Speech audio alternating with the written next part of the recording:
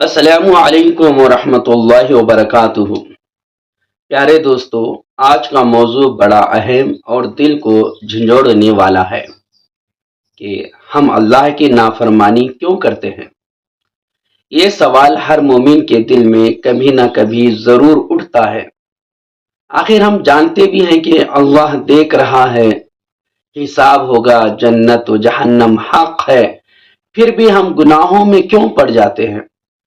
آئیے اس سوال کا تفصیل سے جواب تلاش کرتے ہیں۔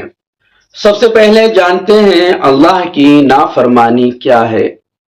اللہ کی نافرمانی کا مطلب اور مفہوم کیا ہے۔ اللہ کی نافرمانی کا مفہوم یہ ہے کہ اللہ کے حکم کے خلاف عمل کرنا، حلال کو چھوڑ کر حرام اختیار کرنا، فرائض چھوڑ دینا جیسے کہ نماز، روزہ وغیرہ، دل میں اللہ کے احکام کو ہلکا سمجھنا۔ اس کی مثالیں کیا ہے؟ نماز چھوڑنا، جھوٹ بولنا، غیبت کرنا، زنا، چوری، سود وغیرہ، فحش چیزیں دیکھنا یعنی گندی چیزیں دیکھنا۔ حدیث میں آتا ہے گناہ وہ ہے جس کے کرنے پر تمہارا دل مضطرب ہو اور تمہیں یہ پسند نہ ہو کہ لوگ اس کے متعلق جانیں۔ ہم اللہ کی نافرمانی کیوں کرتے ہیں؟ نفسیاتی اور ذہنی وجوہات کیا ہیں؟ سب سے پہلے ہماری ایمان کی کمزوری، دل میں یقین کمزور ہونا، آخرت کی فکر کم ہونا۔ دوسرا ہے نفس کی خواہشات، نفس ہمیشہ انسان کو برائی کی طرف مائل کرتا ہے۔ اور تیسرا ہے شیطان کا وسوسہ۔ شیطان کا سب سے بڑا ہتھیار یہ ہے کہ وہ گناہ کو خوبصورت بنا کر دکھاتا ہے۔ حدیث میں آیا ہے کہ شیطان انسان کے دل پر حملہ کرتا ہے۔ اور چوتھا ہے ماحول اور صحبت، بری صحبت گناہ پر ابھارتی ہے۔ حدیث میں آیا ہے کہ آدمی اپنے دوست کے دین پر ہوتا ہے۔ اور پانچویں چیز ہے عادت اور لت یعنی ایڈکشنز۔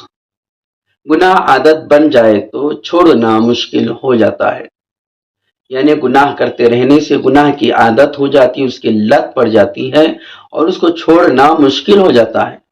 اور چھٹی چیز ہے جلد بازی اور وقتی لذت۔ انسان وقتی خوشی کے لیے ہمیشہ کے نقصان کو بھول جاتا ہے۔ گناہ کرنے کے نقصانات کیا ہیں؟ سب سے پہلے تو یہ ہے کہ دل کی سیاہی۔ حدیث میں آتا ہے کہ جب بندہ گناہ کرتا ہے تو دل پر ایک کالا نقطہ لگ جاتا ہے۔ دوسرا ہے دعا قبول نہ ہونا، گناہ دعا کو روک دیتے ہیں۔ تیسرا ہے رزق میں تنگی۔ حدیث میں ہے کہ آدمی کو رزق سے محروم کر دیا جاتا ہے اس گناہ کی وجہ سے جو وہ کرتا ہے۔ چوتھا ہے بے سکونی، دل کو سکون گناہوں سے کبھی نہیں ملتا، یعنی گناہ کرنے سے دل کو کبھی سکون نہیں ملتا، اور گناہ کرنے سے آخرت میں عذاب بھی ملتا ہے اور جہنم کی وعید بھی ہے۔ آئیے دوستو جانتے ہیں کہ کیا گناہ کا چھوڑنا ممکن ہے؟ اس کا جواب ہے بالکل ممکن ہے۔ توبہ کا دروازہ ہر وقت کھلا ہوا ہے۔ حدیث میں آیا ہے کہ اللہ رات کو ہاتھ پھیلاتا ہے تاکہ دن میں گناہ کرنے والا توبہ کرے۔ دوستو جانتے ہیں گناہ چھوڑنے کے عملی طریقے۔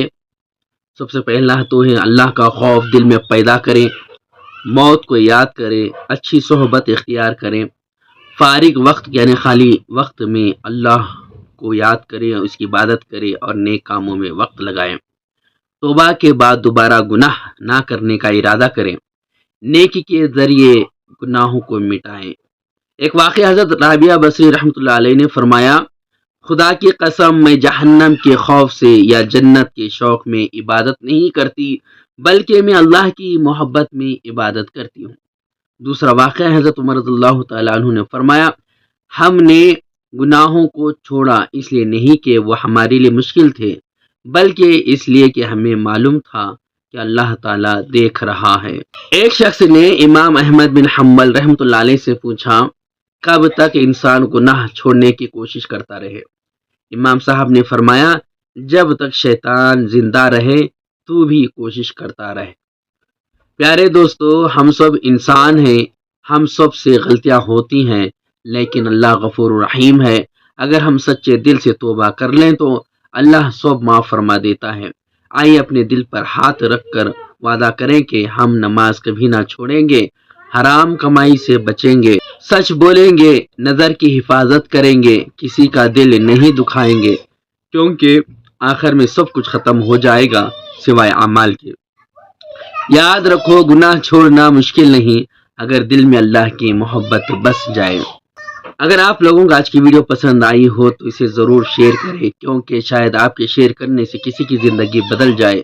کمنٹس میں لکھیں یا اللہ مجھے اپنے نافرمانی سے بچا۔ سبسکرائب کرنا نہ بھولیں تاکہ آپ کو ہماری اگلی ویڈیو ملتی رہیں۔ السلام علیکم ورحمۃ اللہ وبرکاتہ۔